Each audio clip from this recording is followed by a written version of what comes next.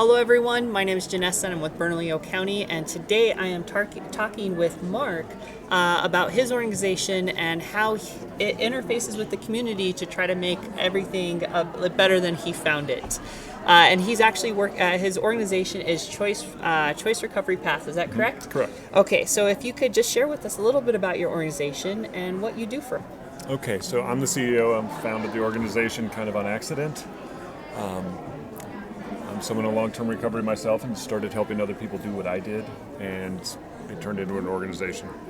So what we do is we either work, so we're gotten kind of divisional at this stage. We have a software division, we have a behavioral health service division where we do direct services with clients.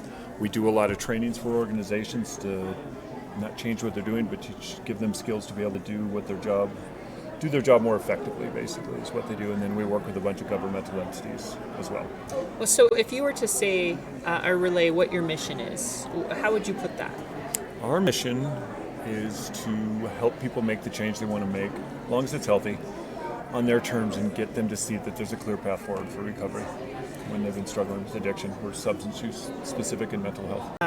With that mission, what areas do you guys serve? I mean, is it local just to Albuquerque, or is this a statewide? No, well, we started here locally in Albuquerque, and then we now currently work with organizations from Raton to Las Cruces to Tucumcari to Gallup, Carlsbad, all over the state, and now the state of Arizona, a little bit in Nevada, some in Colorado, and some in Texas. So who would you say would be the best candidate that should be reaching out to you guys for your assistance? So it could either be other organizations who we offer people a bridge between disciplines, between peer support to clinicians to administration, and any individuals that are struggling with substance use. So what are some of the positive results that you have seen from people that you've interacted with, people that you've serviced and helped? So, it's funny you bring it. I ran into a client the other day who came in who was facing 8 years of incarceration, thought there was no path forward, and now granted, this is all his work. I'm not saying taking credit for this in any way, but I ran into him at a local store, and I'm like, hey, what's going on? He, at this stage, had gone from following a program of recovery, not ending up incarcerated, and was standing there with his 18-month-old daughter, who now has a father, instead of a letter coming to him from a detention center a few years, and was doing amazing. I mean, I was really blown away that, the simple idea we get people to see is you can't change what you've done. But you've got a lot of control over where you go today and what you do tomorrow. So if we can just help people understand what it's like to live a life of recovery and to be able to make meaningful steps forward. I think a lot of people want to change. They may just simply not know what's the next step to do it when you've never seen anybody do anything different than what you've known. Well, can you relay any advice to any person or families that are having a struggle with fentanyl or any kind of addiction whatsoever? So, can I relay any advice? Yeah. Is that what you asked? Yeah.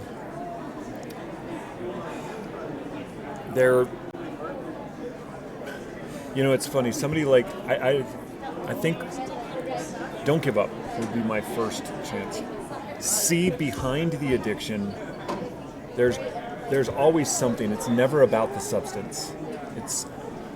Our organization, we look at the addiction as a whole, because behind the addiction there's some level of pain. So if we can get to what's causing you to want to use at a core level, then we can get back to who you are as a person. I want to get people to see that, we've had a lot of societal pressure that, incarcerate them, some levels of interventions that you see on TV and things like that, where basically I'm going to take, all of the things that matter most to you and hold them hostage against you to try to get you to do something different. All these shame-based encounters don't work, because you're basically trying to take somebody who's been kicking their own butt for a long time and kick it more like it's going to do something to help them work.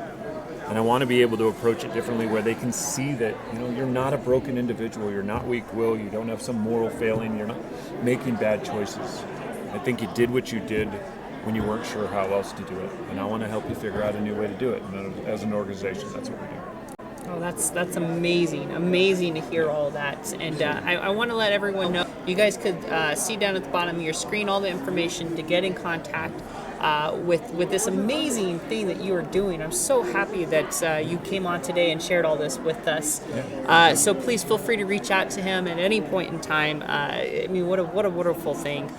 So I just want to thank you for coming out and for talking with us today. And I want to let everyone know that if you're suffering through any kind of addiction whatsoever, help is just around the corner. And one of these, an organization just like this is right there to assist you in any way possible.